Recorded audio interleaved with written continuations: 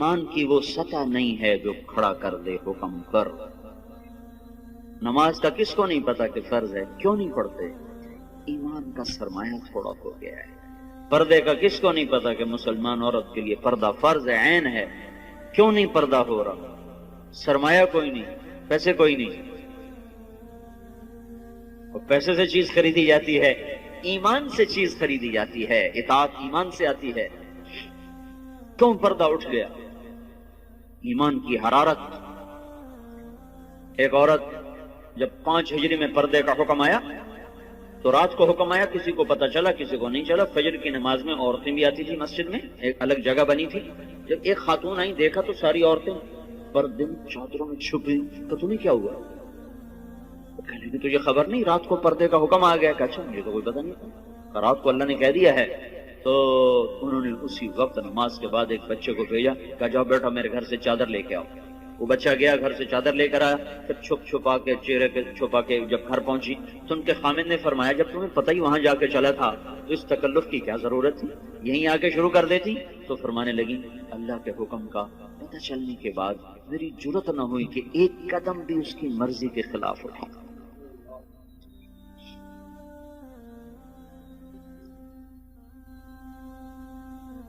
اب چونکہ ایمان کی حرارت ہے نہیں، ایمان کی طاقت کمزور ہو چکی ہے، تو ہیلے بہانے اور لچر عذر۔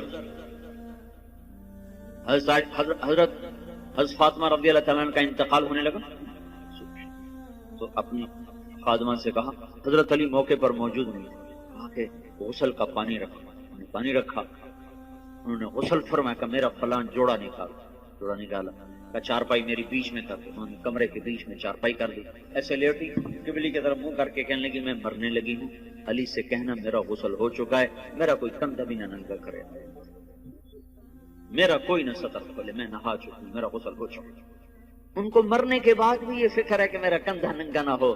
آج کے لباس نہیں دیکھتے ہو، ساری کمر ننگی ہو رہی ہے، سارے بازو ننگے ہو رہے ہیں۔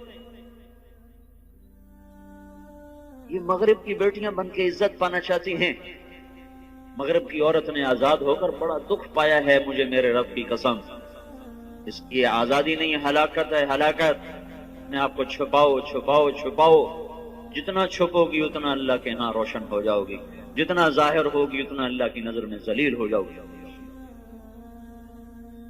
یہ تو پاگلوں کا جہان ہے، پاگلوں کے پیچھے چل پڑو گے۔ ہماری مائیں وہ ہیں جنہوں نے موت کے بعد بھی کہا میرا سطر نہ کھلے، کوئی میرا کندھا بھی نہ دیکھے۔ حضرت علی تشریف لائے تو انتقال ہو چکا تھا، تو خادمہ نے کہا کہ یہ فرما کر گئی ہیں، فرمایا ایسا ہی ہوگا، ایسا ہی ہوگا۔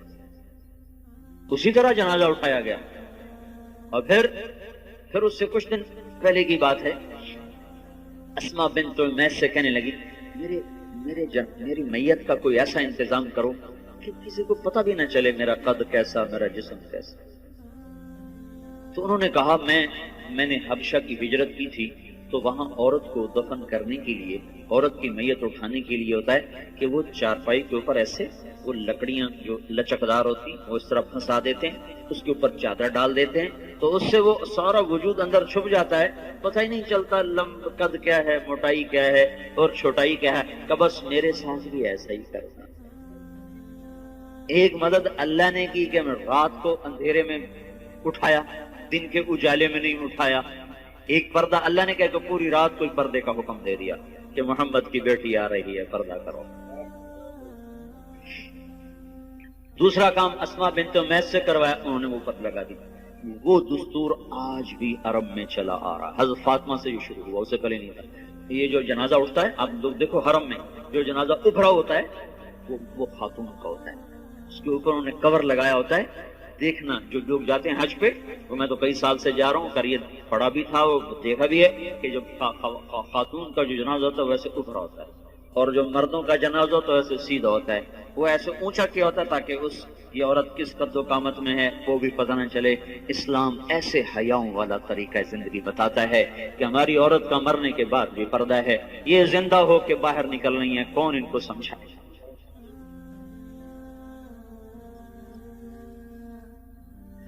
ہاں ہائے تبلیغ اسی زندگی کو سیکھنے کا کام ہے، یہ پاک زندگی، یہ پاکیزہ زندگی، اس کو لے کے در در گھر گھر پھرنا، لوگوں کی خیر خواہی میں، ان کو اللہ کے ساتھ جوڑنے میں، تھکے کھانا، لوگوں کی منتیں کر کے ان کو اللہ رسول کی ترتیب زندگی سمجھانا بتانا، یہ ہے تبلیغ کا کام۔ اس کے لیے ہم عورتوں کو بھی نکالتے ہیں، مردوں کو بھی نکال دو، بھائی سیکھو سیکھو۔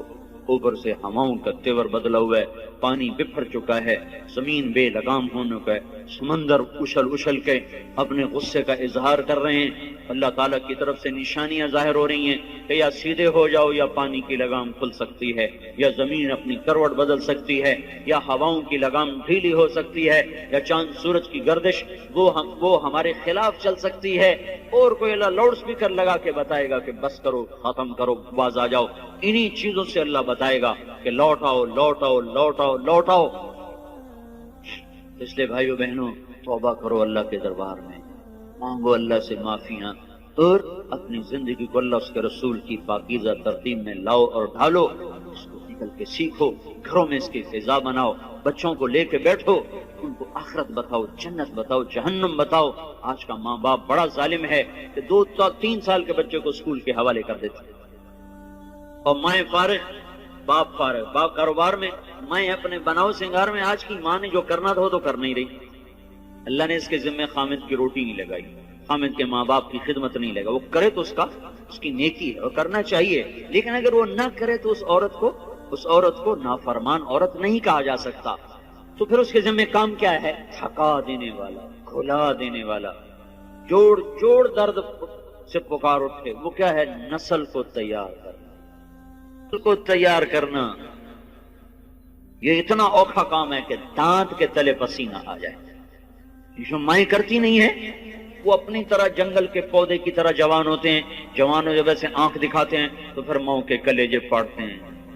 جب بیٹی آگے سے بولتی ہے تو ماؤں کی راتوں کی نیند اڑتی ہے، اسے سمجھایا کب تھا، اسے ٹائم کب دیا تھا، بچوں کے ساتھ کب بیٹھے تھے۔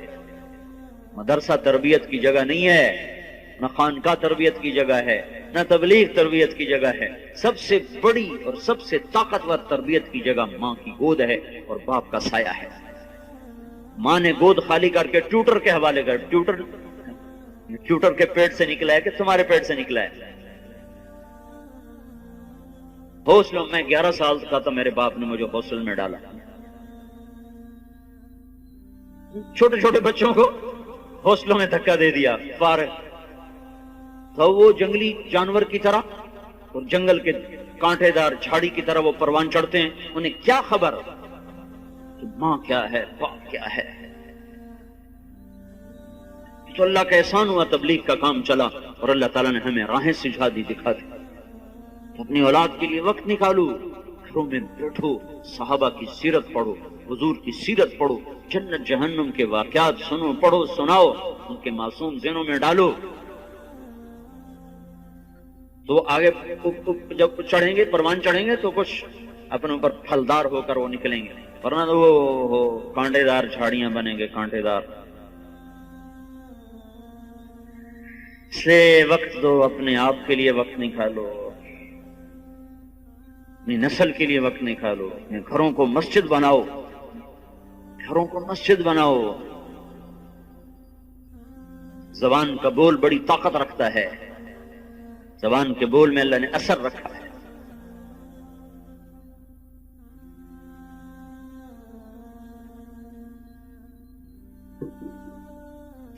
عیسائیوں نے حملہ کیا، مسلمان بادشاہ نے لشکر بھیجا، خبر آئی شکست ہو، تو ملکہ نے کہا یہ خبر غلط ہے۔ بادشاہ نے غصے میں کہا کیسے غلط؟ خبر باہر سے آئی، تو اندر بیٹھ کے تو غلط کہہ رہے، تو چپ ہو گئی۔ کچھ دنوں کے بعد خبر آئی کہ واقعی خبر غلط تھی، فتح ہوئی۔ تو بادشاہ نے اپنی بیوی سے پوچھا تو نے یہ اتنے دعوے سے بات کیوں کہی تھی؟ اس نے کہا بات یہ ہے، جب یہ میرا محسوس ہوا کہ میرے پیٹ میں کوئی امانت ہے تو میرے منہ پہ ایک لقمہ بھی حرام کا نہیں آیا، میں نے کوئی مشتبہ کھانا نہیں کھایا۔ کہ جب یہ پیدا ہوا، یہ کون سنا رہی؟ کوئی کسی مولوی کی بیوی نہیں، بادشاہ کی بیوی کا سنا رہا۔ جب یہ پیدا ہوا تو میں نے جتنی دفعہ اسے دودھ پلایا، پہلے 2 نفل پڑے پھر دودھ پلایا، وضو کیا 2 نفل پڑے دودھ پلایا، 2 سال میں نے یہ چکی چلائی ہے، 2 سال میں نے یہ مشقت برداشت کی ہے کہ ہر دفعہ اس کے لیے میں وضو کرتی، نفل پڑھتی، پھر دودھ پلاتی، تو جو اتنا پاک دودھ پی کے پروان چڑھے وہ کافر کے آگے کیسے بھاگ سکتا؟ یہ خبر اگر آتی کہ شکست ہوگی اور میرا بیٹا شہید ہو گیا تو پھر اس کو میں مان جاتی، لیکن میں یہ نہیں مان سکتی کہ جس کو میں نے ایسا پاک دودھ پلایا ہو وہ موت کے ڈر سے بھاگ جائے۔ یہ نہیں ہو سکتا۔ یہ کام آج کی ماں نہیں کر رہی ہے۔ اس کا سلیقہ سیکھنے کے لیے تبلیغ میں وقت دو کہ بچوں کو کی تربیت کرنی کیسے ہے اور گھر کی زندگی کو جنت کیسے بنانا ہے۔ اس لیے بھائیوں بہنوں، پچھلی پہ توبہ کرو، اگلی کے لیے تیاری کرو، اپنے گھروں کو مسجد کا ماحول